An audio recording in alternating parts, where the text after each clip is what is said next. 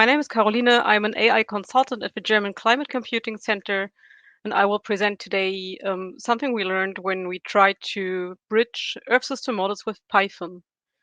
So let me set the scene here a bit. An Earth system model describes the full globe, the atmosphere, the land, and the ocean, discretized on a grid, and it's typically used for climate projections and for weather forecasts. And there is an ongoing research effort to describe certain processes that happen within the atmosphere by machine learning components that can be more flexible, more accurate than what you would have in a typical Earth system model. And now we come to the problem. The Earth system model itself is written in Fortran, mainly for performance reasons and also for legacy reasons. On the other side, the machine learning components are developed in Python. So in our case, in PyTorch, but they universally use Python APIs. So what we do not want to do certainly is to re-implement machine learning modules in Fortran because we love Python, right? And what we also do not want to do is to re-implement the Earth system model in Python the other way around, because that would just take a ridiculous amount of time. So we need to bridge Fortran and Python. And you may know that Python is not really a language that likes to be embedded very much. But we can use the C foreign function interface, short CFFI. It's a very convenient library that lets you export the API of your choice to any C application that you can use then again, for example, in your Fortran code or other C-based code bases. So we will use the machine learning code as an external component inside of Fortran.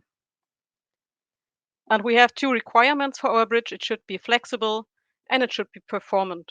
So we do not want to waste a lot of computational resources by playing around with Python inside of this very much tuned Fortran model. So this is how it looks like inside of a supercomputer.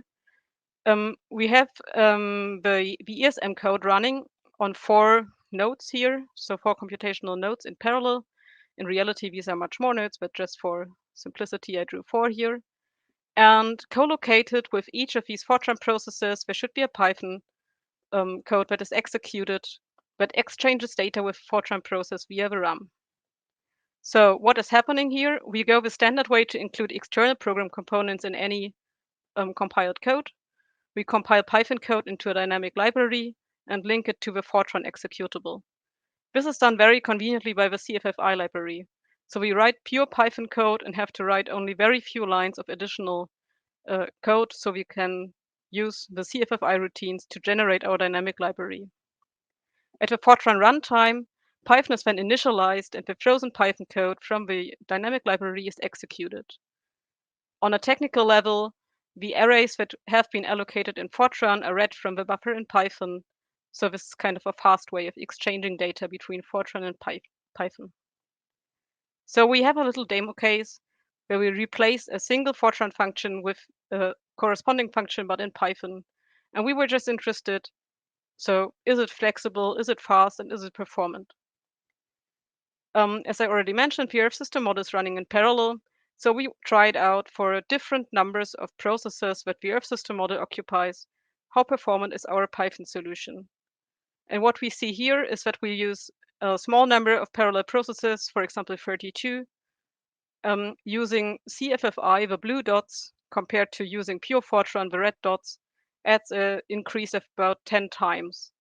So this is kind of to be expected because we have additional data exchange and also because Python is typically slower than Fortran. But if we scale to a higher number of parallel processes, for example, 2048 parallel processes on the Fortran side, we observe that the CFFI really takes up almost a factor of 100 more time than initially. So this is going to be a problem if we want to scale this solution across many different nodes. Unfortunately, at this point in time, I cannot yet tell you the issue of this problem and how to solve it. We are still ongoing here further investigation. I did not find a lot of stuff on this anywhere in documentations and online, so appreciate any discussion on that. So main takeaways from this lightning talk is that you can use the C foreign function interface to embed Python code. It is not scary. I found it scary at first, but it really is not. It's very much doable. This approach is flexible, so you can easily replace the trained networks, you can easily adapt the Python code, and you do not need to have a lot of knowledge of Fortran. So this is usable also for the modern data scientist who's trained more in Python and not in other languages. It's not yet as performant as we would like to add. So the overhead seems reasonable at first, but there's the scaling issue when we go to highly parallel processes.